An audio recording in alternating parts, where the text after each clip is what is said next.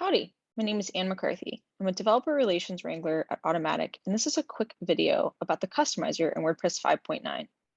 I've seen questions around what is happening to the customizer come up a lot, so I'm going to answer some high-level items I've seen, but I welcome you to comment below if you have any more questions. I'm always happy to clear anything up.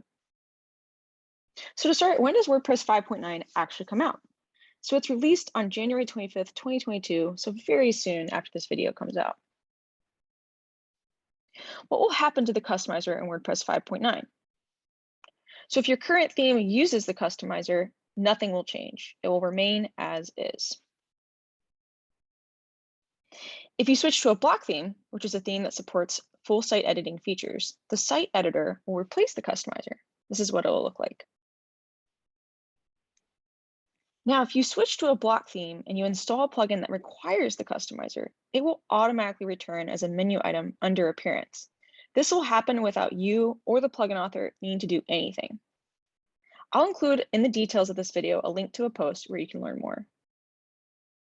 This is what that looks like. Keep in mind too that any user with the right level of permissions can always find the customizer available via the /wp-admin /customize.php direct link. So for example, if your site is mytest.com, you would just add mytest.com /wp-admin /customize.php to access the customizer. So why don't block themes need the customizer? They don't use the customizer because you can now rely on the new site editor and the suite of tools that come with full site editing like styles, navigation block, site title block, and more to edit anything you need directly. So let's take a look at the two experiences just really briefly. So to start, this is the customizer that you're quite used to. I'm using the 2019 theme. So if I jump in here to site identity, you can see that I can change things and say WordPress demo site. Could change this to just another WordPress demo. And you can see it updates here, but I can't actually change the appearance of these, where they're placed, or anything like that. So now let's jump into the site editor, and I'll show you how with the site editor, you can actually edit these things directly.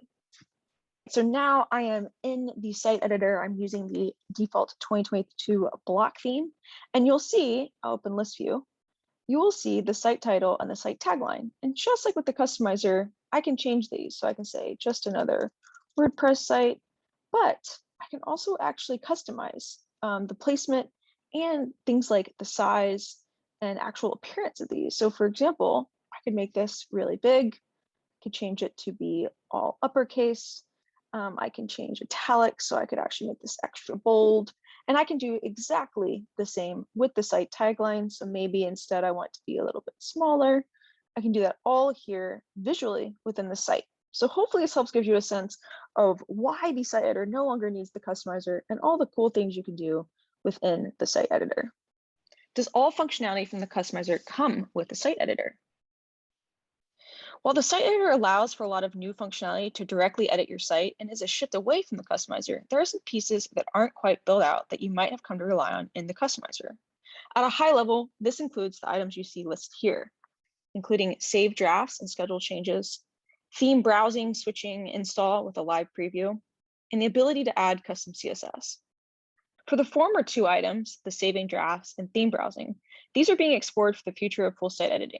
For custom CSS, many of the changes you might have wanted to make can often be done within the site editing tools themselves, but this is also an option that's being explored. Now, what if I want to use the site editor and the customizer? So you want to get the best of both worlds. So whether you're a theme author or user, you might not want to fully switch to the site editor experience just yet. If that sounds like you, I recommend trying out some universal themes. Universal themes are built so you can use the customizer and site editor. In particular, I recommend checking out Blockbase, and you can see blockbase.com listed here for more information. It's built from some of my colleagues at Automatic. And as bonus points, if you're a theme author, check the details of this video below, as I've included a link to a theme shaper post that explains how you can easily create a child theme of Blockbase to create a universal theme of your own. Thanks for watching. If you want to stay in touch, you can find me at nomad.blog. I have a contact form there. Or you can reach out on Make Slack and find me at Anzazu.